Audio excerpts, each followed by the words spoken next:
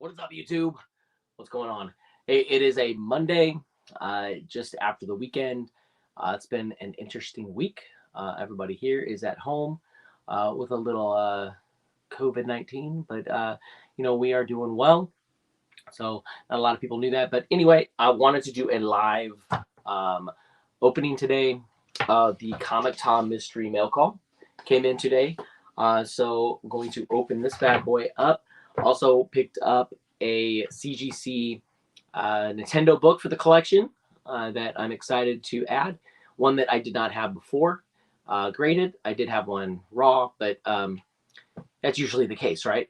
And then while we were gone last week, one of the books that I needed to complete my Nintendo collection of the from the Valiant line, those 55 books came in. So now I am four away from completing that, and I'm very, very excited about that. So wanted to show you some of the pickups I got in Berkeley Con from last Saturday. I didn't pick up too much because, well, we were busy selling.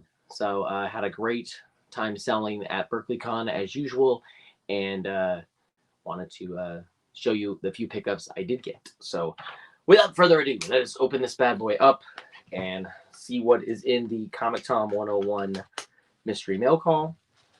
So I've been doing these mystery mail calls for well over a year, and while I haven't gotten one of the big books for the month since he's been doing it, keep in mind there's 3,000 of these mystery mail calls that go out each month. So the chances of you getting one of those big books are very, very small. But he does enough of the exclusives that he has done by the various companies, such as Marvel. He always has a Marvel exclusive. There's always a Scout exclusive. The various ones that are in there, they make it to me worth doing. And so because of that, I continue to support it.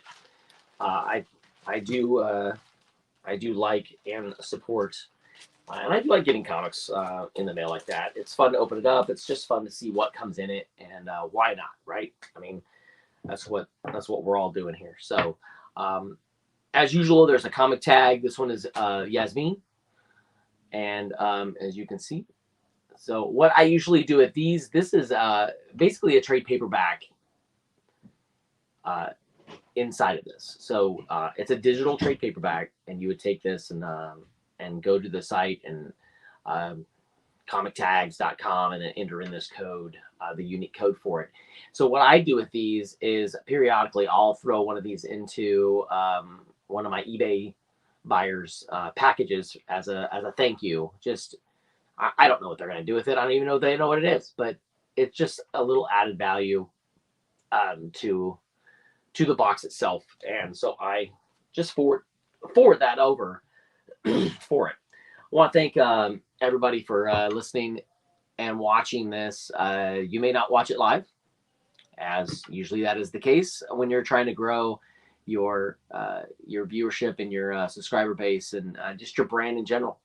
And I am still trying to do that. So if you are watching this on the rewind, thank you very much. It does mean a lot to me. Please like and subscribe if you haven't already. And then hit that notification bell, because I do drop videos like this ever so randomly. And I'm hoping that you like the content enough to come back and watch some more. All right. So this is which if you're watching Peacemaker, which, by the way, you should be. It is hilarious. You'll know exactly who this is. This is Eagly. So just a little, this is the flyer that has what the exclusives are in it, as there is a Buffy the Vampire Slayer #1. That is the big one.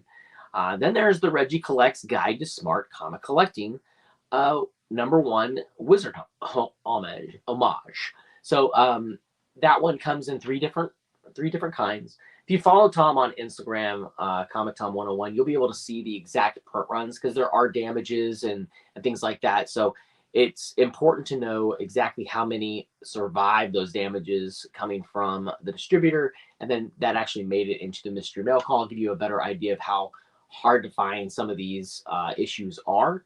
And it looks like the big keys for this month, it's kind of hard to see that, but you see a Swamp Thing #1. There's an X-Men 33. There is a Predator one and a Shazam one. And I know there's other big keys in here, but those are the ones that are at least on on here. So anyway, so there is that. So let us find out what exactly we ended up with. All right, here is a print. Original Hate. This is a Ben Templesmith image, and the information about how to pre-order his new book and stuff like that is on the back here. It's called Original Hate. There are 2,300 of these done, and these are individually numbered. So Tom continues that tradition in that sense. Let's see here. This is the way. That is pretty cool. 1,500 of these were done. Very much like the Incredible Hulk Steranko image. And this is the way, of course, like Mandalorian, unlike the boring book of Boba Fett. But Boba Fett has a little bit of time left to make up for itself. So far, it hasn't done that. So, all right. So here we go. It's like I have gotten the Virgin of Buffy the Vampire Slayer. I think we're just over 900 of these that were included in the mystery mail call. So nice that I got the rare of the 2. And there you go. Buffy. This is his major exclusive for it. And very cool. I like it. I like that cover. All right, next up, I got the regular copy of the Reggie Guide to Collecting Comics. Very cool. Very excited to get this. I know this was a Comictom exclusive, and I will be checking this out. So, Reggie, good job, man. I'm excited to check this out. This was included into every mystery mail call. Print run of 3,000. This is Comictom's Scout Comics Kids Friendly book called Unicorn, as you can see that. Very much in the same vein as Dr. Seuss. So very cool. All right. Here is Shadow Masters #2. This is an epic. Should have been epic. It is a Carl Potts. It's kind of these are the Shadow Masters were introduced in the Punisher. I think it was issue like 25 of the first ongoing. And then this is continuing that story of those characters. Not really too many. I mean, you could have done anything with a Punisher in the early 90s and people were buying it. So that is the case here. Not so much anymore, as the Punisher is very much a controversial figure. Very much liked his rendition on Netflix. And hoping to see that come back. All right, and the final book in here is this one right here, Batman and the Signal #1. This is issue 1 of the 3-issue miniseries. So nothing, nothing earth-shattering, that's for sure, in terms of the mystery mail call.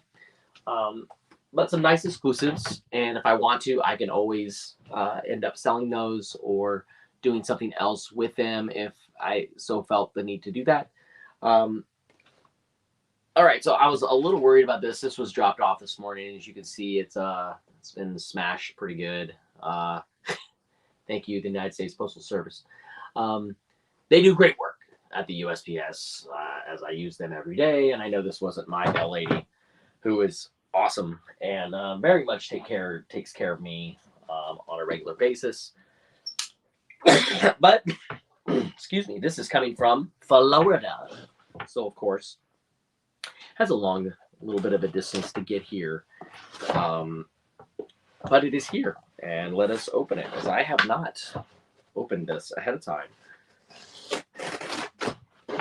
As you can hear, I am cutting into it.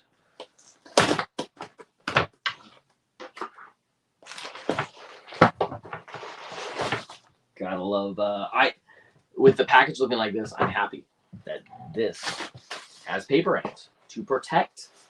That is how you do it. And yeah, they rolled that stuff up. Look at that. So nice job, guys. Nice job, Mr. Hensack, as his last name is. All right, so here we are. Let's take a look at what exactly we have. This is from eBay seller Guts, Guts, is who I bought this from.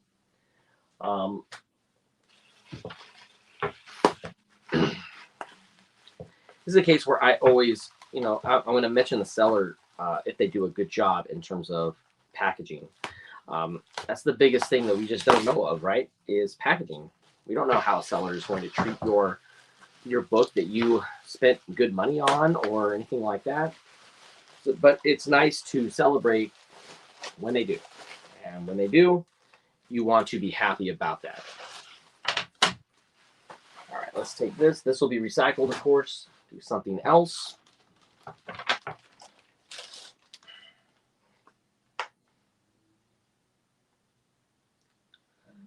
All right.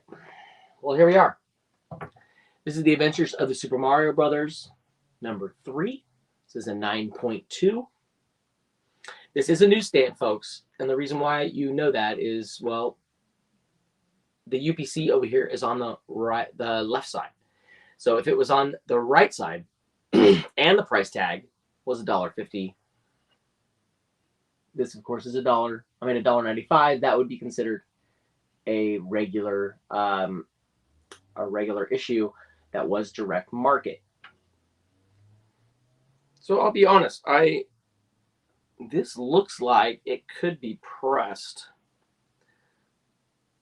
It doesn't look like it was pressed.